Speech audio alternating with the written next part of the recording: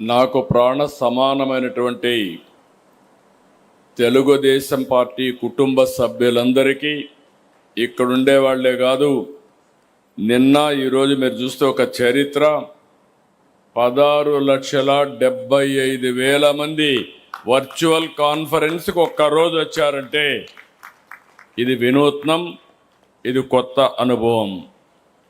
Virtual Mahanadu అదరగొట్టింది. Wonderful experience.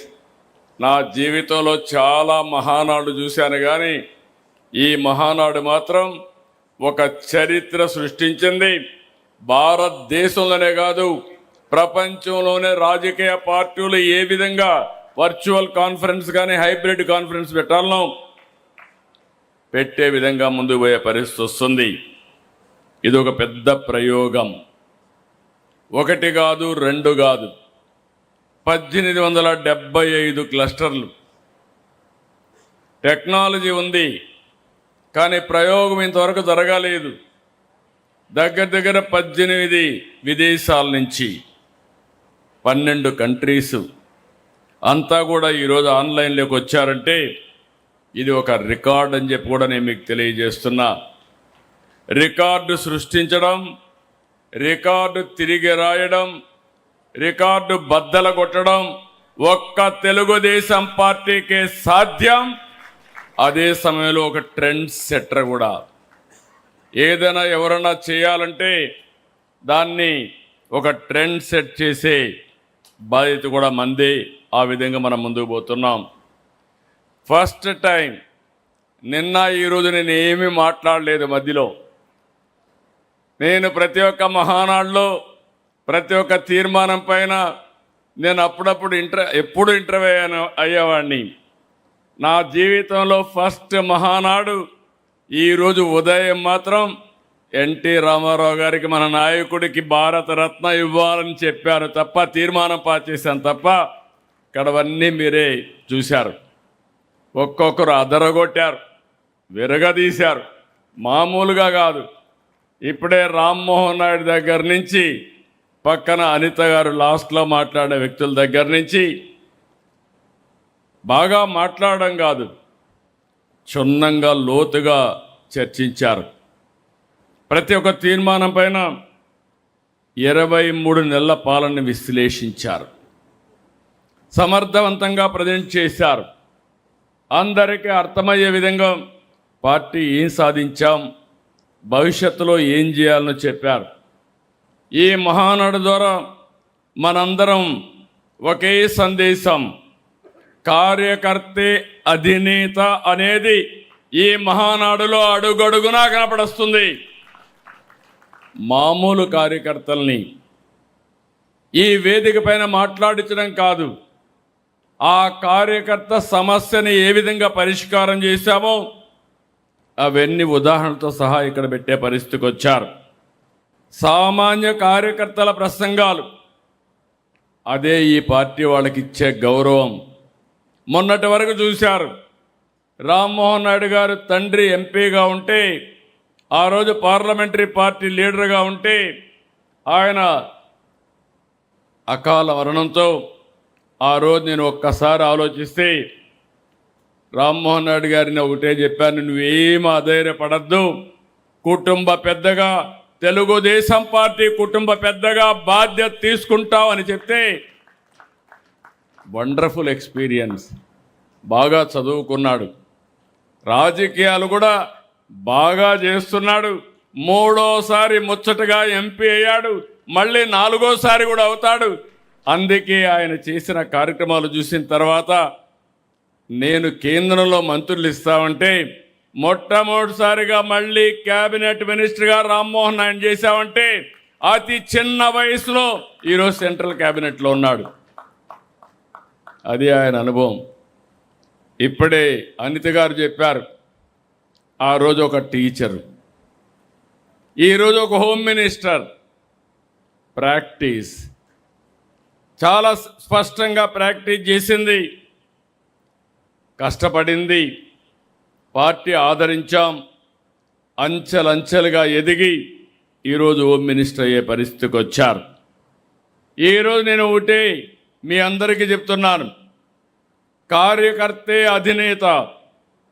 ఆకాశమే హద్దుగా మీరు ఎదిగే పరిస్థితి వస్తుంది. మీరు ఇప్పుడు చూశారు చంద్రశేఖర్ గారు మినిస్టర్ కేంద్రంలో.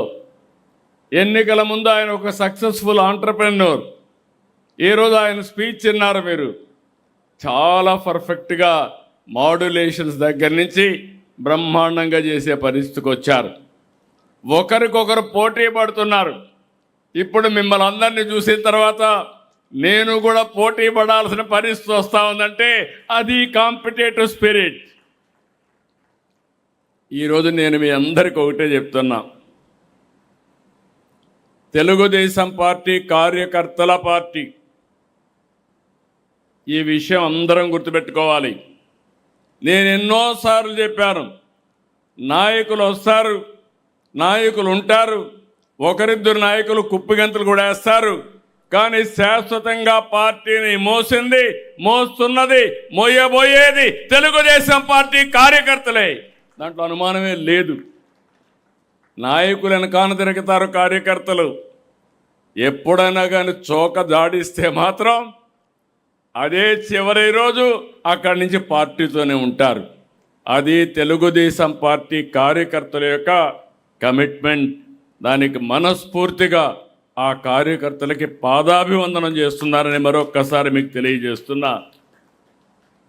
నిన్న ఈరోజైతే ఒక్క మాట చెప్పాం. మీరందరూ కూడా ఎండలు, మనమైనా ఇక్కడ చల్లగా కూర్చున్నారు, మీరు ఇక్కడ కూర్చున్న వాళ్ళు, మంచి ఎండలు 46, 47, 48 డిగ్రీల టెంపరేచర్. అలాంటిది 1875 ప్లేసుల్లో ఒక్కరు కూడా కదలకుండా అచంచలమైన విశ్వాసంతో కూర్చున్నారంటే ఈరోజు రాష్ట్రమంతా కూడా మహానాడు ఒక పండుగగా చేశారు, పసుపు మయం చేశారు. వాళ్ళందరినీ మనం గుర్తుపెట్టుకోవాల్సిన అవసరం ఉంది. అందుకే తెలుగుదేశం పార్టీ కార్యకర్తల కోసం అనేక కార్యక్రమాలు తీసుకున్నాం. 150 కోట్ల రూపాయలు ఇటీవల కాలంలో ఇన్సూరెన్స్ ఇవన్నీ మనం ఖర్చు పెట్టే పరిస్థితికి వచ్చాం. ఈరోజు నేను ఒకటే ఆలోచిస్తున్నాను, కాస్త కూస్తో నా కుటుంబం పైన మీకు అందరికీ అవగాహన ఉంది. నా కుటుంబానికి నేను చేయాల్సిన అవసరం ఏమీ లేదు. నేను 35 ఏళ్లకు మునుపు మా ఫ్యామిలీ బిజినెస్ ఒకటి పెట్టించాను. నేను వాళ్ళకు 1 గంట టైం ఇస్తే అదే చాలు, కానీ నా దగ్గర నుంచి ఏమీ ఆశించడం లేదని మరొక్కసారి మీ అందరికీ తెలియజేస్తున్నా. నా బాధ్యత ప్రజలు. సుదీర్ఘ రాజకీయ జీవితం, ఒక నమ్మకాన్ని పెట్టుకున్నారు. ఆ నమ్మకాన్ని శాశ్వతంగా నిలబెట్టుకోవడమే కాకుండా నాకు ఎంత శక్తి ఉంటే అంత శక్తి ప్రజల కోసం వెచ్చిస్తా. అందుకే ప్రజల కోసం ఈరోజు 2047 విజన్ తయారు చేశాం. స్వర్ణాంధ్రప్రదేశ్ దిశగా ముందుకు పోతున్నాం. నేను ఆ విషయం కూడా చెప్తాను. అదే సమయంలో ఈ విజయాలకు కారణమైనటువంటి నా కుటుంబ సభ్యులు, తెలుగుదేశం పార్టీ కుటుంబ సభ్యులకు నేను శాశ్వతంగా రుణపడి ఉన్నాను. మీ రుణం తీర్చుకునే బాధ్యత నా పైనుంది.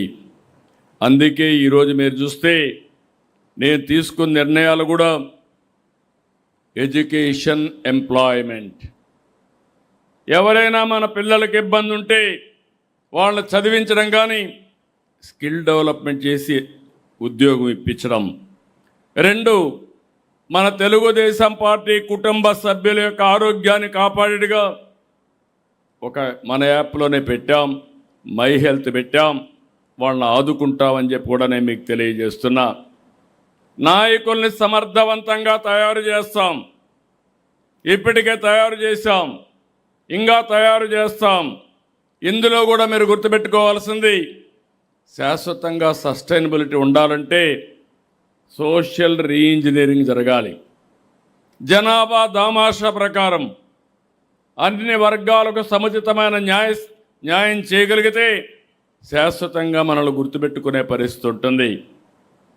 అందుకని ఎక్కడికక్కడ శిక్షణా కార్యక్రమాలు పెట్టుకున్నాం. బూత్ కమిటీ నుంచి కేఎస్ఎస్ దగ్గర నుంచి ఎక్కడికక్కడ అందరికీ సముచితమైన న్యాయం చేస్తున్నాం. అల్టిమేట్గా నా కోరిక ఎకనామిక్ ఎంపవర్మెంట్. ఈరోజు అది కూడా మీకు ఎక్స్ప్లెయిన్ చేస్తాను. ఏ విధంగా ఆలోచిస్తున్నాం, రాష్ట్రంలో ఏ విధంగా అయితే ఆలోచిస్తున్నామో దానికి అనుగుణంగా నీతి నిజాయితీగా మీరు డబ్బులు సంపాదించే మార్గం మీకు చూపించాలని ఐఎస్బిని కన్సల్టెంట్గా పెట్టుకున్నాను. నా తెలివితేటలన్నీ ఉపయోగిస్తాను, ఎక్కువ సమయం ఇస్తా, మీకు అండగా ఉంటా, మీకు చేయూతనిచ్చి మిమ్మల్ని పైకి తీసుకొచ్చే బాధ్యత ఒక పార్టీ అధ్యక్షుడిగా, అది కూడా నీతి నిజాయితీగా పైకి తీసుకొచ్చే బాధ్యత నేను తీసుకుంటానని మరొక్కసారి మీ అందరికీ హామీ ఇస్తున్నా. అయితే ఈ సందర్భంగా మనం ఒకటి గుర్తుపెట్టుకోవాలి. మీరు ప్రజల కోసం పనిచేస్తున్నారు, రాత్రింబగళ్ళో పనిచేస్తున్నారు, ఎన్నో త్యాగాలు చేశారు. ఇంత మునిపి ఒక మాట చెప్తూ, ఒక నాయకుడు ఆస్తి అమ్మి ఒక ఎస్సీని ఎన్నికల్లో గెలిపించాడంటే అది అతని కమిట్మెంట్. మామూలుగా ఆస్తులు కొట్టేయడం కాదు, దోచుకోవడం కాదు. ప్రతి ఒక్క నాయకుడు పార్టీ కోసం జెండాలు మోశారు, అరిగేటుగా మోశారు, ఆస్తులు అమ్ముకున్నారు, త్యాగాలు చేశారు. కుటుంబంలో ఎవరైనా చనిపోయినా చంపబడినా మళ్ళీ మిగిలిన వాళ్ళు పార్టీ కోసం పనిచేశారంటే భయపడకుండా నిన్న కూడా మాట్లాడాం చంద్రయ్యని గురించి.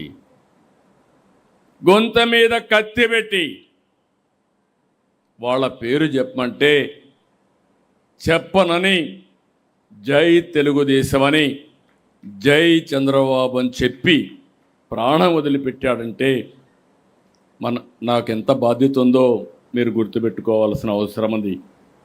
ఇలాంటిది ఒక సంఘటన కాదు, అనేక సంఘటనలు జరిగాయి. అలాంటి వారి కోసం మనం పనిచేయాల్సిన అవసరం ఉంది. ఇక్కడ మీరు చూసినప్పుడు, మీరు పనిచేసినప్పుడు రాష్ట్రానికి ఒక పక్క మనందరం ప్రజాసేవ కోసం ఉన్నాం. రాష్ట్రానికి 2 దెబ్బలు మనకు తగిలే పరిస్థితికి వచ్చింది. ఆ రోజు హైదరాబాద్ అభివృద్ధి చేశాం, విభజన జరిగింది, హైదరాబాద్ తెలంగాణకి వెళ్ళింది. నేను ఎప్పుడు కూడా దాని గురించి బాధపడలేదు. కానీ ఆ రోజు కూడా నేను కోరింది సమన్యాయం చేయమని, 2 ప్రాంతాలని సమంగా చూడమని చెప్పాం. ఏం జరిగిందో మనందరికీ అర్థమవుతుంది. కానీ జరిగిన తర్వాత బాధపడడం కరెక్ట్ కాదని 14-19 రాత్రింబగళ్ళు పనిచేశాం, అభివృద్ధికి ముందుకు పోయాం. ఈరోజు మీరు చూస్తే ప్రపంచంలో ఎక్కడా జరుగుండదు. అమరావతి రాజధాని కోసం 33,000 ఎకరాలు భూమి, 29,000 మంది రైతులు స్వచ్ఛందంగా ముందుకొచ్చి ల్యాండ్ పూలింగ్లో ఇచ్చారు. ఇది ఒక చరిత్ర. ఇప్పుడు కూడా ఇవ్వడానికి వచ్చారు. ఒక నమ్మకం, ఒక పార్టీ పైన, ఒక నాయకుడి పైన ఉండే నమ్మకంతో ఇచ్చారు. అలాంటిది మనం చూస్తే విభజన కంటే తిరిగి కోలుకునే సమయంలో విధ్వంసం. ప్రజావేదిక, ఇప్పుడే అచ్చెన్నాయుడు గారు చాలా ఎమోషనల్గా చెప్పారు. ప్రజావేదికతో ఆ మీటింగ్లో అక్కడ కూర్చొని అక్కడి నుంచి కలెక్టర్స్ మీటింగ్ పెట్టి ఈరోజే దీన్ని కూలగొడతానని చెప్పి కూలగొట్టించారంటే